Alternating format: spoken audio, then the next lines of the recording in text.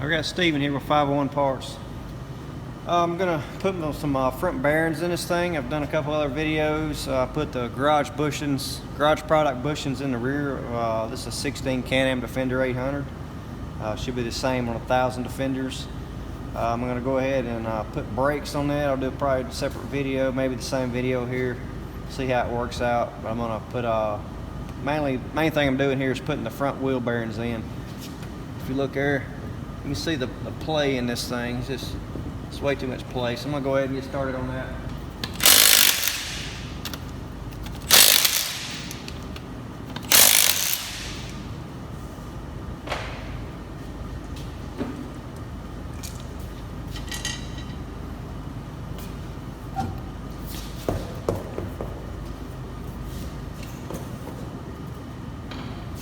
Cotter pin here. Whew. It's a little bit loose. That ain't good. That's the way I found to get these cotter pins out. This one is not too hard, but if you can get a set of side cutters and get on the top there, get any kind of bite, you can just bring it, walk it down like that. You can get any cotter pin out instead of them.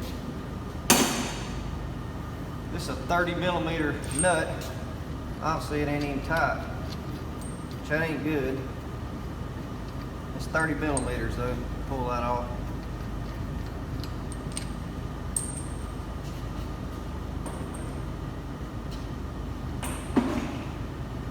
And you got a 15mm over here on the brake disc.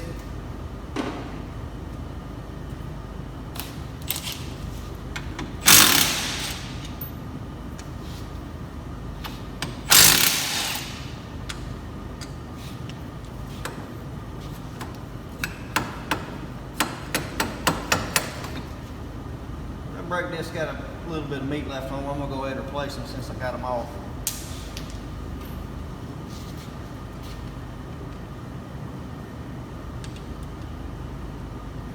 Just gonna let that hang.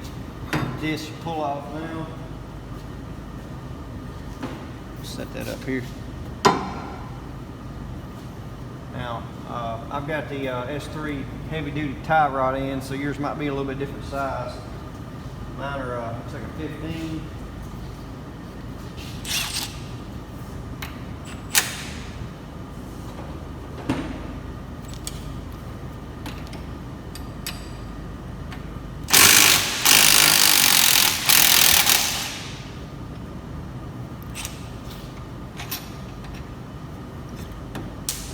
Get that out, it's okay.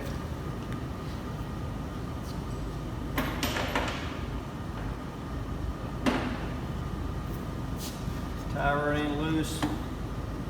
Go ahead and take the shock bolt or the hub bolt loose. This looks like a 15 also.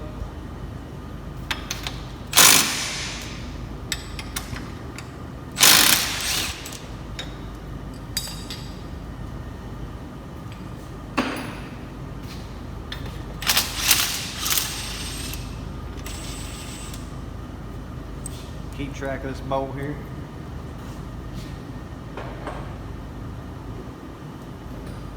The upper one's a 19. It's got a cotter key in it. Go ahead and take my side cutters and get that cotter key out.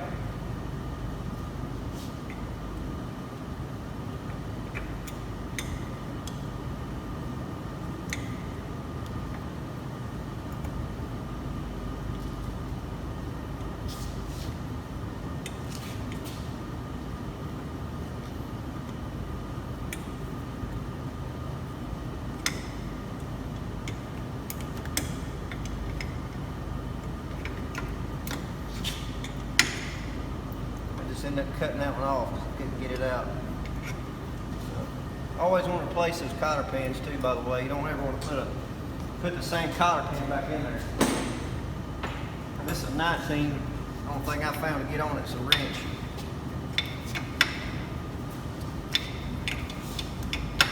Loosen that up. I loosen it almost all the way off, but not all the way. That way you're knocking the hub loose, the hub just don't fall off on the ground. I spray these nuts with PB Blaster. All right, folks, my camera died on me there. I went ahead and was doing everything, got it all finished, and realized my camera died. So I put some of the stuff back on hand loose just to finish out the video here. So where I was at when the video died was I was taking this upper ball joint loose right here. It's a 19mm wrench. And I was gonna knock the lower ball joint loose. I've got the disc brake and everything off. I've already put new bearings in here. I've got another video on showing how to do the new bearings in that, packing new bearings. But so what we're gonna do now is I'm gonna take the shock loose. This one's a 17 and a 15.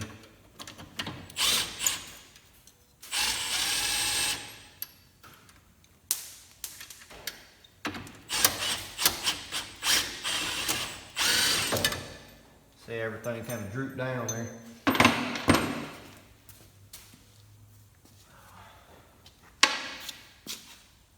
And you can tie this shock up out of the way if you want to, but I'm going to take a hammer and tap this lower control arm off.